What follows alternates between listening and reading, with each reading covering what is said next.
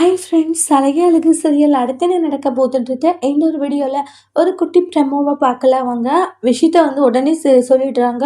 சுரேஷ் பார்த்தீங்கன்னா ரொம்பவே அர்ஜென்ட்டாக வீட்டுக்கு போகணும்னு சொல்லிட்டு அங்கேருந்து வீட்டுக்கு வராங்க. வீட்டுக்கு வந்ததும் அம்மா என்னம்மாச்சு உங்களுக்கு அப்படின்றாங்க.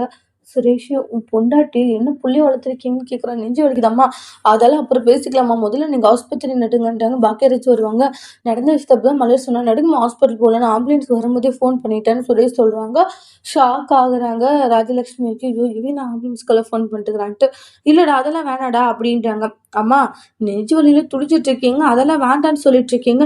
முதல்ல ஆஸ்பத்திரிக்கு போயிட்டு வந்துடலாமா, அதுக்கப்புறம் எதுவாக இருந்தாலும் பேசிக்கலாம். அப்புறம் ஏதாச்சும் பெரிய ப்ராப்ளமா இருந்தால் நீங்கள் என்னம்மா பண்ணுவீங்கன்றாங்க.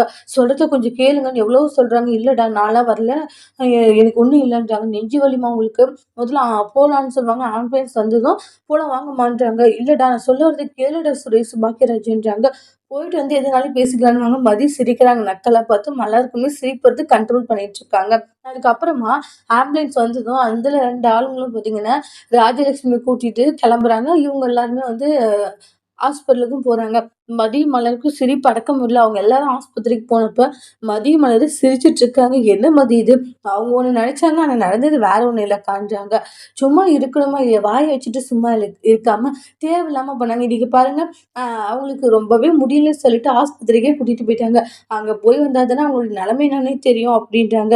சும்மா தேவையில்லாத பண்ணிட்டு இருக்காங்க. ஆனா பத்தி உண்மையிலேயே அத்தை செம்ம ஆளு தான். நீ சொல்லாததெல்லாம் சொன்ன மாதிரியே சொல்றாங்க. அக்கா அவங்க அப்படிப்பட்டவங்கன்னு எனக்கு நல்லா தெரியும். ஆனா நீங்க என்னடான்னா அப்படிப்பட்டவங்களுக்கு போய் சப்போர்ட் பண்ணிட்டு இருக்கீங்க அக்கா. இல்லம்மா அது என்ன இருந்தாலும் பெரியவங்க. பெரியவங்க சின்னவங்கனாலும் அவங்க பார்க்குறாங்களாக்கா. இல்ல, இல்ல.